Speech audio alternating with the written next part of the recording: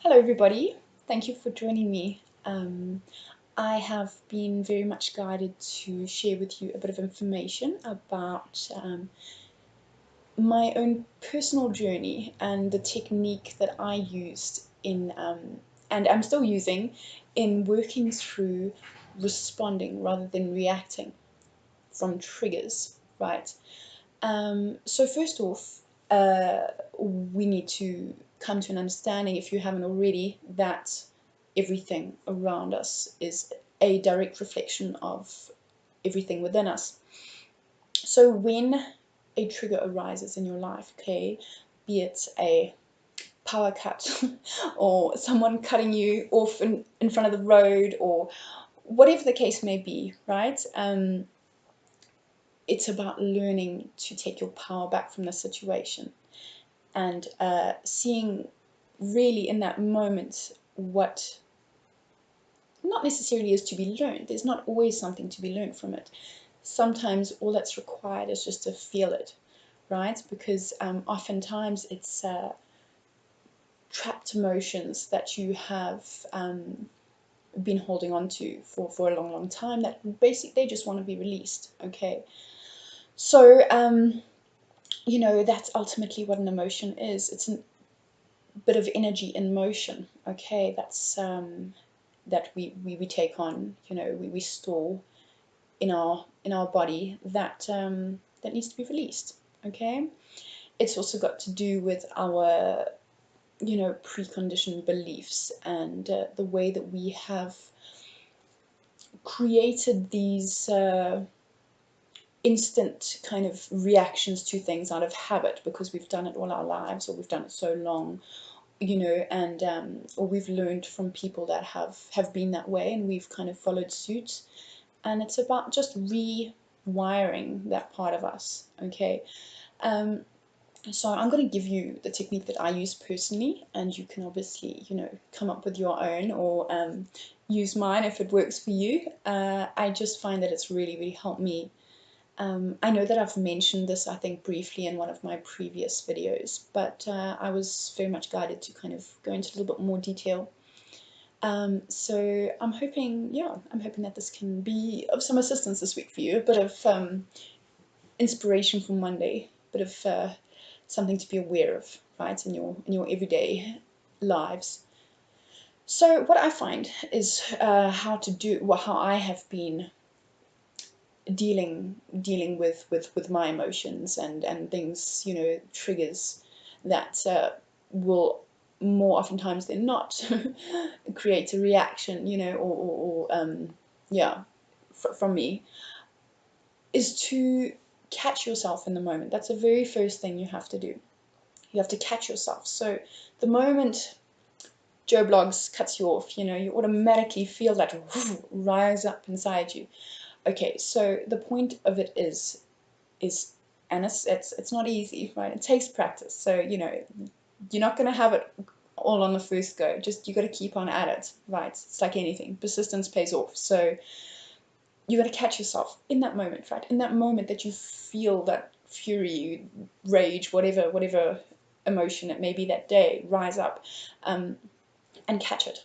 Okay, so catch yourself. Stop it. Stop yourself, and notice that this is purely a reflection of something within you. All right, an emotion that needs to be released, an emotion that needs to be held, that needs to be felt, that needs to be let go of, ultimately. And then go back, right? Go back to your body, bring it back to you, feel it. Okay, find out, look, feel where in your body it's coming from, where is it originating from. Feel it flowing, right? Allow it to flow through you, and I found through my personal experience that each emotion is very unique. They each have their own little ways in which they make their way through you, right? Some are really zippy, some are really explosive, some are fiery, some are really slow and sluggish, and they just kind of hang around in the same area, But the point of it all is just to feel it. That's all that needs to be done. It's just to be felt, okay? You don't have to judge it. You don't necessarily have to understand it either, okay? I've kind of let go. In the beginning, I tried to examine every single little emotion that would come up, and it's yeah, it's not always necessary. It just needs to be felt and to be loved and to be allowed, right? You just need to give it space to let go, right? And you'll find some go straight up to your head, some go right down to your feet, you know, and they all just make their way out in their own ways. So yes, feel it. So you're gonna stop, then you're gonna allow yourself to feel it without judging it, okay, without letting it envelop you or become you or overwhelm you in that situation. All right, you're just going to feel it. You're just going to feel it for what it is, a bit of energy that just needs to make its way through your system. And once, if you can get to past that stage, then you are going to go to the next stage, which is to then replace that, what would have been a reaction, right? What would have been an instant automatic reaction out of fear,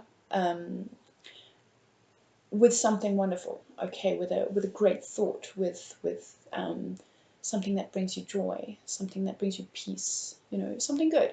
So I often find I will stop, you know, once I've felt it, and often when I'm feeling it, I'll look around and I will find something that is beautiful, you know, like, you know, a vase of flowers, and just allow my mind to take that in, right? Allow my mind to replace the past patterning of anger or whatever it is with a vase of flowers, for example, okay?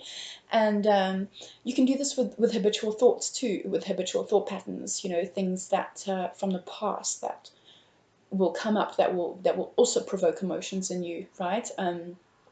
You can do the same thing, right? Replace it with something that brings you joy, right? You want to fill this space with all the good stuff, okay? But first you have to get rid of the preconditioned beliefs and, you know, everything else that we kind of build our lives on.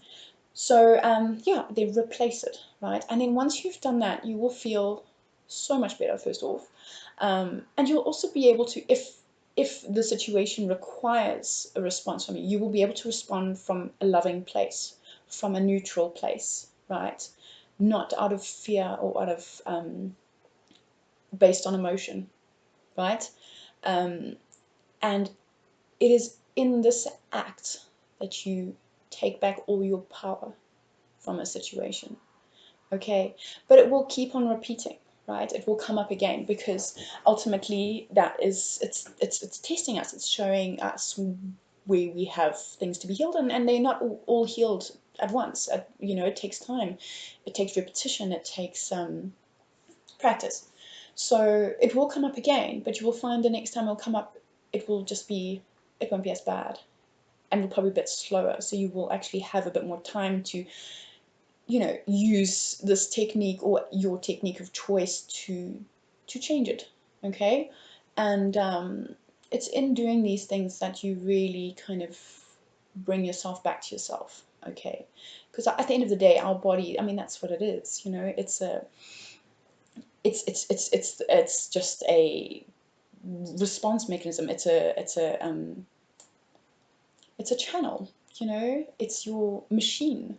It tells you everything that needs healing, that needs sorting, that needs balancing in your life. And if we learn to listen to it, um, it becomes your friend, and it's great.